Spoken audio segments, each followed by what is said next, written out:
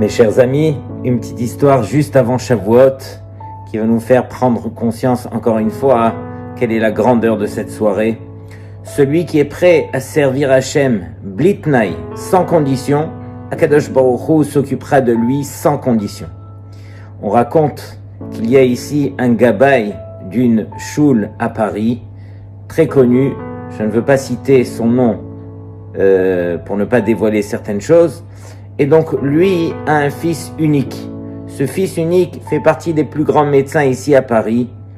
Il s'occupe d'un hôpital où il fait des opérations de transplantation de cœur, et cet homme en question s'occupe d'une choule, est bien active, reçoit très souvent des rabbanim, et donc il a ce fils unique qui un jour apparaît devant lui et lui dit « Regarde papa, ma secrétaire, une Goya, on se marie. » « Quoi ? Tu te maries avec une Goya ? Mon fils unique, tu imagines ? Qu'est-ce qui va sortir de toi ? Que des goïms ?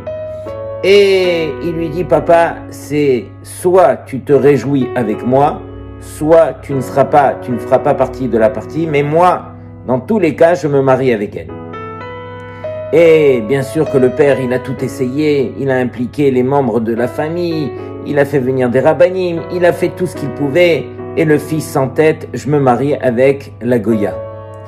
Et en fin de compte, le père et la mère, bien sûr, tous les deux désespérés, ne savent plus quoi faire. Ils reçoivent par hasard un jour le Admour de Tchernobyl, un Yehudi Kadosh Vetahor, un tzaddik, qui arrive à la choule chez lui, et bien sûr que il lui tombe dessus et lui dit « Kvod Harav, j'ai besoin de votre aide, mon fils unique se marie avec une Goya. » Le Rav réfléchit et lui dit « Regarde, si tu crois en Akadosh Baruch Hu, alors je suis prêt à te faire une bracha, et donc je te demande une chose, que tu me donnes la somme de 1 million d'euros. 1 million d'euros. » Il lui dit « Regarde, j'ai été à droite et à gauche et je n'ai pas réussi à récolter cette somme, et donc je te demande 1 million d'euros. Mais tu me donnes ce million d'euros, pas un euro de moins. » Et donc lui dit « Kvod Harav, 1 million d'euros, ça va me faire prendre toutes mes économies, je n'aurai pas un sou qui va me rester. » Il lui dit « Regarde, tu veux ma bracha, c'est 1 million d'euros. » Il lui dit « Kvod Harav, regardez, je vous donne tout de suite 100 000 euros. 100 000 euros, je vous les donne tout de suite. » Il lui dit « Non, pas un sou de moins que 1 million d'euros. » Il lui dit « Je vous donne 200 000 euros. Et c'est un grand effort que je fais. » Il lui dit « Non, pas moins de 1 million d'euros. » Il lui dit « Kvod Harav, il a tiré jusqu'à 500 000 euros. 1 million, un demi-million. » Il lui dit « Je t'ai dit, pas un sou de moins que 1 million d'euros. » Et donc, il a tiré. En fin de compte, il a accepté de lui donner le million d'euros. Le Rav, il lui dit, regarde, je t'accompagne à la banque. On va aller faire le virement. Tu vas d'abord faire appel à ton banquier, parce que 1 million d'euros, faire un virement, c'est pas comme ça que ça se fait. Et donc, tant que je n'ai pas reçu le million d'euros sur mon compte, alors tu ne recevras pas la bracha. Et donc ils sont partis à la banque. Bien sûr qu'entre-temps, la femme, elle a appelé son mari, elle lui a dit « Mais tu vois pas, ce Rav, c'est un charlatan, il veut juste profiter de l'occasion pour te soutirer l'argent. » Et lui, il est désemparé, il veut absolument voir que son fils ne se marie pas avec la Goya. Il dit à sa femme « Mais non, c'est un tzaddik, laisse-moi lui donner l'argent. » Et donc ils vont à la banque et il va chez le banquier qu'il connaît bien, c'est un juif qui n'est pas religieux, et il lui dit « Mais quoi ?»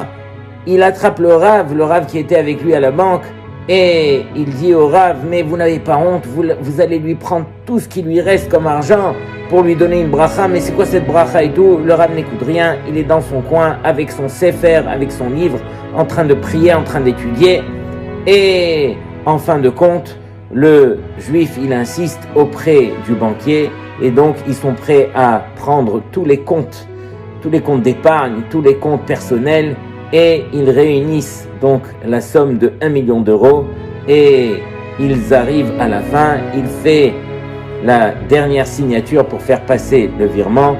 Et juste à ce moment-là, au dernier instant, alors le Admour, il se lève et il lui dit, tu ne fais rien du tout, laisse-moi te faire un Michéberach. Et il lui a fait un Michéberach du fond du cœur et il lui dit, ne t'en fais pas, ton fils ne se mariera pas avec la Goya. Et il lui dit, mais Kvodrav, on est à la fin, pourquoi vous voulez pas l'argent? Il dit, je ne veux pas un sou de ta part. Et il lui dit, mais laissez-moi vous donner au moins 100 000 euros. Il dit, pas un sou de ta part, je ne prends. Je voulais juste voir si tu étais prêt à ce niveau de pouvoir donner Blitnaï sans condition à Hachem. Quand j'ai vu qu'on est arrivé jusqu'à la fin de la fin, tu avais tout le monde contre toi et quand même tu es arrivé à signer, tu as montré à Hachem que tu étais prêt à faire sans condition, Hachem aussi fera pour toi sans condition.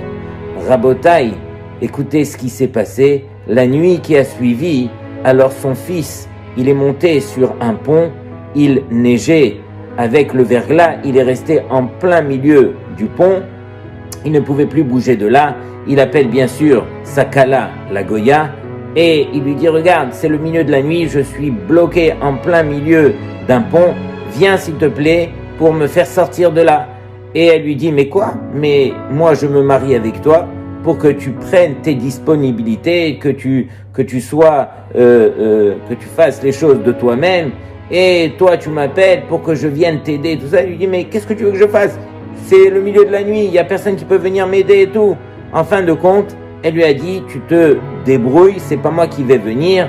Moi je me marie avec toi à condition que tu fasses les choses de toi-même. Et donc, lui, il n'a pas le choix, il appelle son père lui dit, ne bouge pas de là, j'arrive tout de suite. Son père, il arrive, il le dépanne et tout, il le fait sortir de là, et il lui dit, papa, tu sais quoi?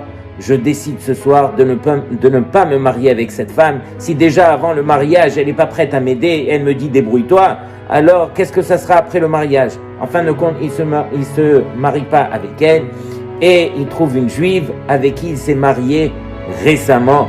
Et donc, cette histoire, juste pour dire que Akadosh Baruch Hu, en cette nuit, en cette veillée de Shavuot, il est prêt à nous accorder des lumières de brachot. Des lumières de brachot qui vont nous accompagner toute l'année, toute notre vie. Akadosh Baruch Hu, il nous dit, est-ce que tu es prêt à m'accompagner cette nuit? Blitnaï. Je sais combien tu seras fatigué, épuisé. Ça va te trotter dans l'esprit. Si je ne dors pas cette nuit, alors je vais être épuisé pendant tout Shavuot, et si.